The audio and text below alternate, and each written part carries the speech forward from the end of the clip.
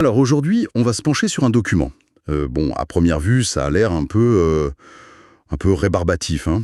Oui, un peu aride. C'est un communiqué de presse officiel de la Fédération sénégalaise de football. 2 pages, un ton très formel, mais quelque chose dans le timing et dans l'intensité des mots m'a tout de suite interpellé. Hum, hum. On est le 12 janvier 2026. Dans 48 heures, il y a la demi-finale de la Coupe d'Afrique des Nations contre l'Égypte. Un match énorme. Un match au sommet, une rivalité immense. Et la Fédé sort ce texte qui ressemble moins à un rappel à l'ordre un véritable cri d'alarme. On va essayer de comprendre ensemble ce qui se cache vraiment derrière. C'est exactement ça. Ce n'est pas un communiqué de routine, loin de là. Le contexte est électrique. Sénégal-Égypte, ce n'est plus un simple match. On a eu la finale de la CAN 2022, la qualification pour la Coupe du Monde qui s'est jouée entre eux. Quelques semaines plus tard, oui. Chaque rencontre est une bataille psychologique. Du coup, publier ce genre de texte juste avant un match aussi explosif, ce n'est jamais anodin. C'est un acte de communication qui vise à anticiper une crise, en fait. Alors entrons dans le vif du sujet. Le document ne fait pas dans la dentelle. Premier titre, entre guillemets, interdiction formelle. Ça pose l'ambiance. Ah oui, direct. Et je lis la phrase clé. La FSF rappelle avec fermeté que l'introduction et l'usage des fumigènes, de pointeurs laser ou de tout autre objet dangereux sont strictement proscrits. Les mots sont forts, hein. Avec fermeté, strictement proscrits. On n'est pas du tout dans la suggestion là. Le choix du vocabulaire est délibéré. C'est un langage quasi juridique. L'objectif, c'est de ne laisser aucune place à l'interprétation. Ils ne disent pas « s'il vous plaît, évitez ». Ils disent « c'est interdit ». Point final. C'est une manière de tracer une ligne rouge très claire avant même que les supporters arrivent au stade. La Fédé dit « voilà les règles du jeu dans les tribunes. Il n'y aura pas de négociation ». Et il cible 2 choses en particulier, les fumigènes et les lasers. Pour les fumigènes, je peux comprendre, même si beaucoup de supporters voient ça comme une partie du spectacle. Oui, du folklore. Voilà, de l'ambiance ultra. Mais pourquoi insister autant sur les pointeurs laser? Ça semble presque plus sournois. C'est un excellent point, parce que ces deux objets représentent deux types de menaces complètement différentes. Le fumigène, c'est le danger visible, collectif. Dans une tribune bondée, c'est un risque de brûlure, de problèmes respiratoires, et surtout un risque de mouvement de panique si un incident se produit. D'accord. C'est un problème de sécurité de masse, en fait. Ça, c'est l'aspect sécurité publique, en quelque sorte. Exactement. Le pointeur laser, lui, c'est une attaque ciblée contre l'intégrité du sport. C'est bien plus pernicieux. Il ne vise pas la foule, il vise un acteur du jeu. Et on a tous en tête ces images terribles du barrage pour la Coupe du Monde 2022, précisément entre le Sénégal et l'Égypte, Ah oui, du tir au but. où les joueurs égyptiens, et notamment leurs gardiens, ont été harcelés par des dizaines de lasers verts. C'est une tentative directe de fausser le résultat depuis les tribunes. Ce n'est plus du soutien, c'est de la triche, quoi. D'accord, je vois. En interdisant les deux, la FSF dit donc « on veut protéger la sécurité de nos supporters et on veut protéger l'équité du match ». Ok, l'interdiction est claire, nette, précise, on a compris les raisons. Mais ça n'explique pas cette impression de panique, ce besoin de publier un communiqué aussi solennel 48 heures avant le match. Une règle sans conséquence, ça ne pèse pas lourd. Qu'est-ce que les supporters risquent vraiment s'ils décident de ne pas écouter? Et c'est là que le communiqué devient, je trouve, vraiment effrayant. Absolument. On passe de l'interdiction à la menace. La section suivante, risques et conséquences, détaille ce qui se joue en coulisses. Le premier point, c'est la sécurité. On en a parlé. Mais les deux suivants sont le cœur du problème. Le deuxième, c'est ce qu'ils appellent l'atteinte manifeste à l'image de marque du football sénégalais. Attends, image de marque, on parle de foot, pas d'une entreprise du CAC 40. Est-ce que c'est pas un peu exagéré comme terme? C'est une réaction normale. Est-ce que les supporters dans les gradins se soucient vraiment de l'image de marque de leur équipe? Et pourtant, c'est là qu'on touche à la réalité du football moderne, y compris en Afrique. Le football est une industrie. Les Lions de la Teranga, c'est une marque mondialement reconnue. C'est le champion d'Afrique en titre, une équipe avec des stars qui jouent dans les plus grands clubs européens. Cette image de marque, c'est ce qui attire les sponsors, les diffuseurs TV. C'est un capital immatériel qui a une valeur financière et diplomatique énorme. C'est un peu comme la réputation d'une personne alors. Ça prend des années à construire, mais ça peut être ruiné en une seule soirée. C'est exactement ça. Des images de tribunes enfumées, de joueurs ciblés par des lasers, ça fait le tour du monde en quelques minutes. Et ça associe le football sénégalais au chaos, au danger, au manque de fair-play. C'est tout ce que la Fédé veut éviter. Elle se bat pour que l'image des Lions soit celle de l'excellence sur le terrain, pas celle du désordre dans les tribunes. Je vois. C'est un signe de la professionnalisation immense du football africain. La gestion de la marque est devenue aussi importante que la tactique sur le terrain. Et je suppose que le troisième point est lié à ça.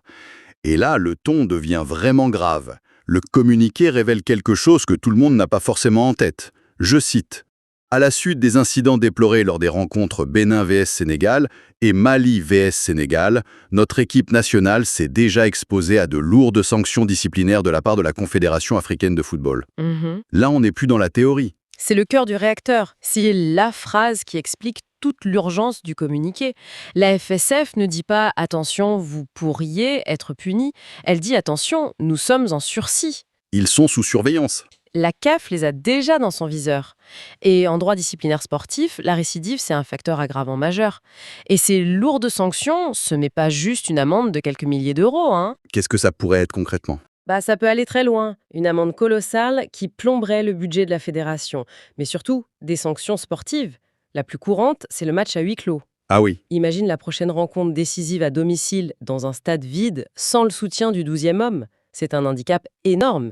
Et dans le pire des scénarios, ça peut être un retrait de points pour les prochaines qualifications. La catastrophe. Une catastrophe absolue, où le comportement de quelques-uns dans les tribunes pénalise directement les joueurs et pourrait coûter une qualification à une Coupe du Monde. On comprend mieux l'épée de Damoclès. Ce n'est pas juste une question de réputation, c'est une menace directe sur les résultats futurs de l'équipe. C'est fascinant parce que, après avoir dressé ce tableau très sombre, presque menaçant, le communiqué change complètement de registre. Oui. La dernière partie s'appelle « Appel à la discipline et au patriotisme ». On a l'impression qu'après avoir sorti le bâton, ils essayent de tendre une carotte. C'est une stratégie de communication très classique et plutôt habile. Ils ont posé le cadre légal et les menaces, et maintenant ils essayent de mobiliser les émotions de manière positive. Ils écrivent qu'ils sollicitent le sens élevé de la responsabilité et le patriotisme des supporters. C'est très malin. Ah oui, c'est bien tourné. Ils ne disent plus « obéissez-nous », ils disent « aidez-nous ». Le message subliminal, c'est le vrai patriotisme, le vrai soutien aux Lions, ce n'est pas d'allumer un fumigène. Le vrai patriotisme, c'est de protéger votre équipe nationale des sanctions qui la menacent. Ils essaient de retourner la situation. Le supporter qui respecte les règles n'est plus vu comme quelqu'un de soumis, mais comme le supporter le plus intelligent, le plus responsable. Précisément. Il transforme une contrainte en un acte de soutien actif. Il coopte la ferveur populaire pour la canaliser. La phrase de fin de cette section est un petit bijou de communication. Soutenons les Lions de la Teranga avec ferveur, tout en maintenant une discipline irréprochable. C'est ça, hein. Ils ne disent pas « ne soyez pas passionnés, ne faites pas de bruit ». Ils savent que cette ferveur est un carburant indispensable pour les joueurs, surtout face à l'Égypte. Ils demandent juste une passion propre, une énergie qui pousse l'équipe vers la victoire et non une passion qui pourrait la faire disqualifier. C'est un équilibre incroyablement délicat de demander à des milliers de personnes prises dans l'émotion d'une demi-finale de Cannes. Surtout que le document se termine par la mention « fait à Tanger le 12 janvier 2026 », signé par le secrétaire général. Ça lui donne un poids très institutionnel, très froid. Oui. Qui contraste avec l'appel à la passion. C'est pour rappeler que malgré l'appel au sentiment, la base reste une directive officielle. C'est le gant de velours sur la main de fer. Il conclut en rappelant que c'est bien l'institution qui parle et que cet appel au calme est avant tout un ordre. Donc, si on fait le bilan, en partant de ce qui semblait être un simple communiqué administratif, on a découvert une fédération prise en étau. D'un côté, elle a besoin de la passion dévorante de ses supporters, c'est l'ADN de l'équipe. De l'autre, cette même passion est devenue son plus grand passif, une menace constante sur son image et ses résultats futurs. C'est ça. C'est un paradoxe terrible. C'est le paradoxe de tout le football moderne. Et le fait que l'adversaire soit l'Égypte rend tout cela 10 fois plus intense. La FSF sait que les émotions seront à leur paroxysme.